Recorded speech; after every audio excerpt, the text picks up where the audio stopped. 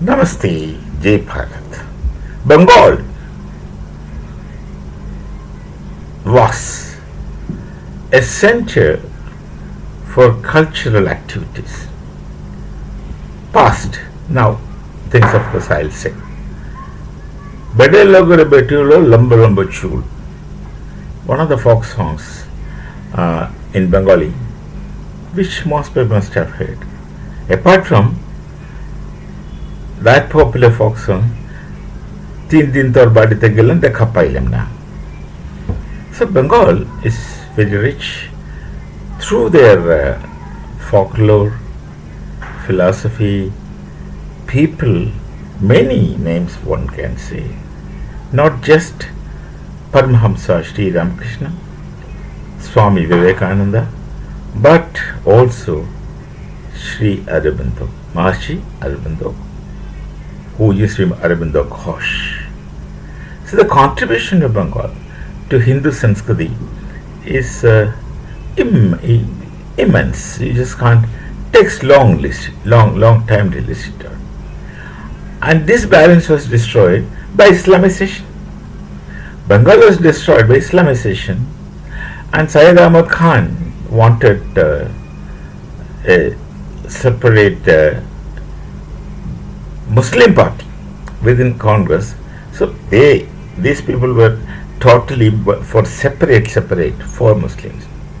And then Mintomoli reforms and all those things. Whatever might happen, in 1905, Bengal is divided into Hindu Bengal and Muslim Bengal, where Dhaka was the center of the Muslim Bengal.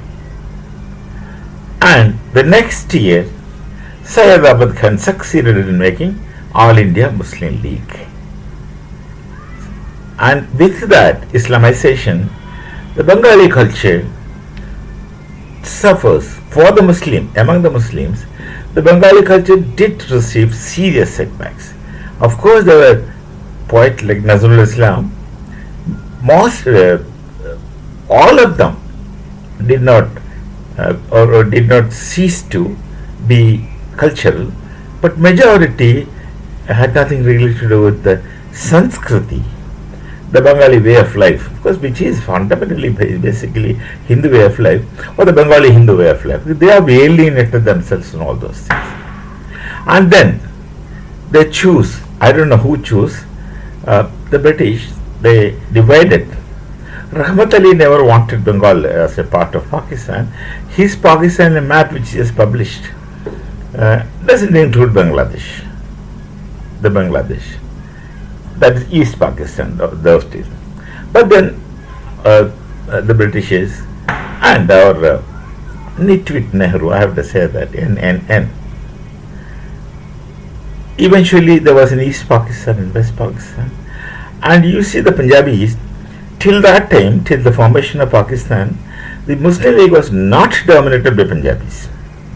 The Muslim League was dominated by the Urdu-speaking Muslims from Lucknow and around, and Meerut, Lucknow, around these places. But then after partition, somehow, in time, it became a Punjabi nation, Punjabi Muslims domination. And they have a way of, the Punjabi Muslims have a way of looking at others. That's what alienated Punjabi Muslims within Pakistan from non-Punjabi Muslims. Be it Baluchs, be it Pathans, be it anyone, all of them, Multanis, all of these people. And they have really looked down at Bengalis, whereas Bengalis are much advanced than the Punjabi Muslims in most area. But then it takes some sense to understand something sensible. And these Punjabi Muslims absolutely have no sense. They are raw, unpolished. They are very barbaric in the, I no other word, so I'll use this, still very barbaric people. Won't understand things. The Lahori expression comes from that they speak too loud about nothing. So they suffered. East Pakistan, when it was East Pakistan, they suffered under the domination of Punjabi Muslims, which went on, and they suffered all kinds of things. And then eventually they created a Mukti Bahini, Mujibur Rahman story, etc., etc., and they became a Bangladesh. And Bharat supported Bengalis just because of their culture. See, people change faith and gets into another religion, but culture is not something which can convert. But through generations, one can alienate oneself from their culture. So Pakistanis, of course, I don't know, they never must have had, but Bengalis gradually started alienating from the archetypical Bengali Sanskrit. And they were comfortably existing, slowly progressing, and taking help from Bharat at many places, many times, for many things. The list or the inventory is too long. And then comes this Muhammad Yunus cartoon, better word, no other better word, decent better word, cartoon, with a Nobel Prize as a puppet of those deep state kind of people. Whosoever is that. It's a very shallow kind of thing. And after his coming, that nation is also almost becoming, they're studying for Pakistan and they are also for sale. Many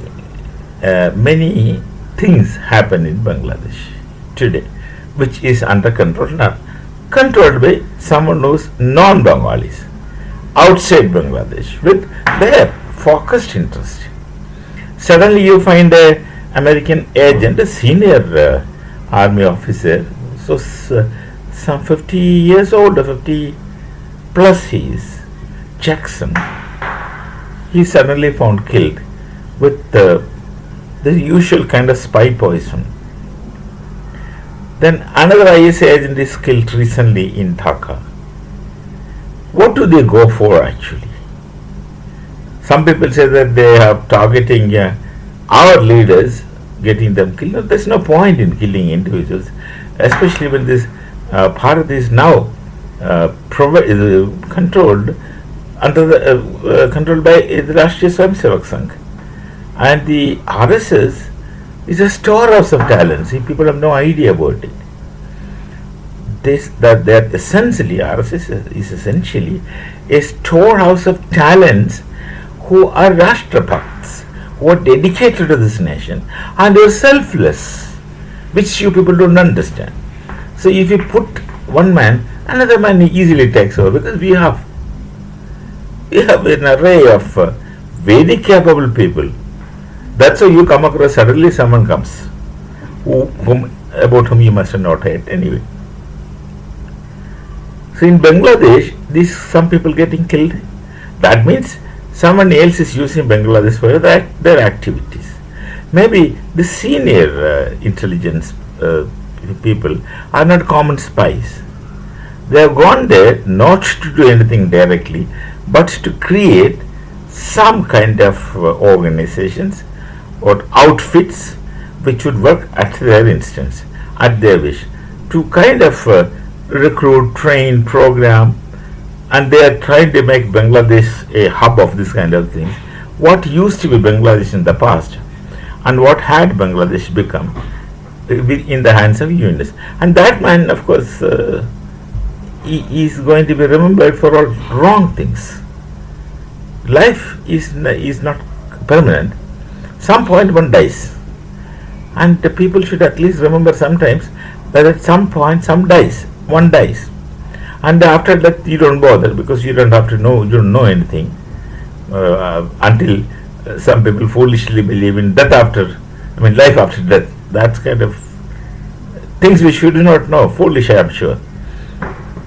Hindus don't believe in that kind of life after death. Hindus believe in something else more philosophical. So this man is not going to be remembered well after he dies, or after he is ousted, or after he is somehow got rid from the society of Bangladesh. He clings on. So now Bangladesh is really, he made a mess of this nation in 2 years of time. People die. Common people die, and why these spies, agents go there and stay in Dhaka and interact with people to make networks. to make networks with whatever intention they have in their mind. They make networks with whatever intentions they may have in their minds, and to execute. Nothing has been materialized in real sense, though there were attempts, but these attempts could be nullified by other sensible people who understand these things to happen. This is a condition of Bangladesh, absolute chaos. And there is this organization Jamaat-e-Islami who don't belong to Bengal by mind. They belong to a projected imaginary Islamic community. Such communities do not exist. The World Islamic Ummah and all this is thought. Some people would like to dream about that. Such things never exist. They don't practically exist. Each society, different people believing, having different faith system, shall be existing with the united Sanskriti and culture. Other things, the religion is unification point, is farce. It doesn't really happen. Though one may try to believe so for some time, like the grasshopper believing himself to be a butterfly. This is the real case, what happens. And what ultimately happens is nothing. You will have a list of miseries and deaths just through this kind of operations, and one reaches nowhere. Look at those people like so-called deep state. These are all stories, I don't know, who have done so many things. Many of our scientists in the past were died in accident. Many people who were promising, many nationalists mysteriously died. But then did anyone achieve anything? Now, why these people who are involving in the matters of others, who were so concerned about what's happening with the other people and naming it as geopolitics or whatever, why these people are wasting their life, energy and time by involving in matters which are not really their concern, with the hope that they can destroy, devastate, and ultimately become more powerful, but which is not the case. Ultimately, what I say is going to happen, the whole world will become multipolar. There is no single one who is going to control any damn thing. And these people are wasting their lives, human lives they waste, working towards this kind of things. Why can't people do something constructive, at least go around planting trees? The Europeans have destroyed the environment, and now they start teaching about environment to others who in the heritage, in the tradition, know how to respect environment. And when the Hindus start praying animals and trees, these people start mocking at us, saying that these are worshippers praying. They are not gods as you think. They are respect-worthy aspects in the cosmos. That also you people don't understand. You see, and Bangladesh is really is a mess by some people who think they can do something, and these people can't do anything. Can anyone extend 1 second of your life than what is routinely happening to you? If you can't do it, don't try to do things which discomfort others. We shall meet again. Namaste. Jai Bharat, Jai Siya Ram.